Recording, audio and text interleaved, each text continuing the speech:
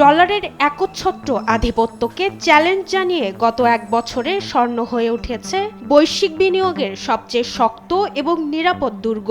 কখনো রেকর্ড ভাঙার উল্লাস, কখনো বা দরপতনের আশঙ্কা। তবে সময়ের ব্যবধানে আভিজাত্যের এই প্রতীক মধ্যবিত্তদের জন্য হয়ে উঠেছে কেবলই দীর্ঘশ্বাসের নাম। দেশের ইতিহাসে রেকর্ডের পর রেকর্ড ভেঙে ২০২৫ সালে সর্বোচ্চ দামে বিক্রি হয়েছে স্বর্ণ। বাজুসের সর্বশেষ তথ্য অনুযায়ী ২২ ক্যারেটের এক ভরি স্বর্ণ বিক্রি হচ্ছে ২,২৭,৮৫৬ টাকায়। এবছর এখন পর্যন্ত ৯০ বার দেশের বাজারে স্বর্ণের দাম সমন্বয় করেছে বাজুস, যার মধ্যে ৬২ বারই দাম বাড়ানো হয়েছে এবং দাম কমানো হয়েছে ২৮ বার।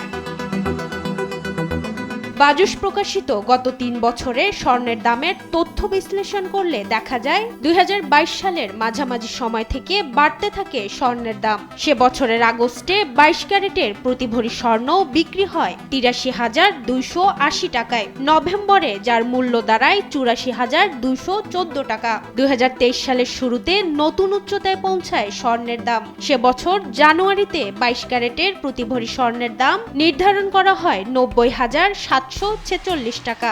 একই বছরের জুনে যা বেড়ে দাঁড়ায় ৯৮,৪৪৪ টাকায়। এর এক মাস পর জুলাইয়ে স্বর্ণের দাম প্রথমবারের মতো লাখ টাকা ছাড়ায়।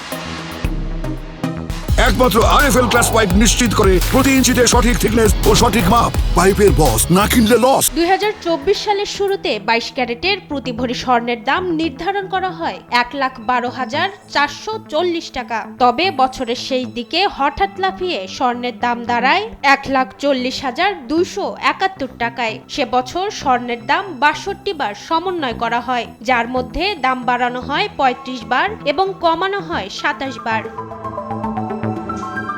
২০২৫ সালের শুরুতে নতুন রেকর্ড তৈরি করে স্বর্ণের দাম। ফেব্রুয়ারিতে ২২ ক্যারেটের প্রতি ভরি স্বর্ণের দাম নির্ধারণ করা হয় ১,৪৯,৮১২ টাকা, যা অক্টোবরে এসে এক লাফে অতিক্রম করে ২ লাখ টাকা।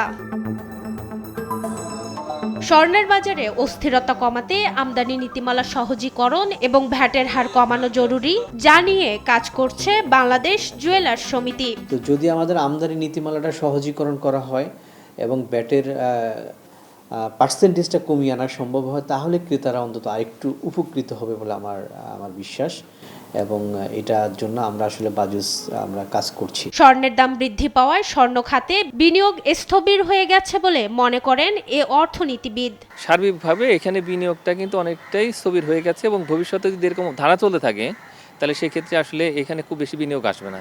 স্বর্ণ খাত ঘুরে দাঁড়াতে এই খাতে সরকারের নীতিগত নির্দেশনা জরুরি বলেও জানান তিনি। সরকারের দিক থেকে এটা কোনো একটা নীতিগত নির্দেশনা আসা মানে। মাকদুরা মিতি, দেশ টিভি, ঢাকা।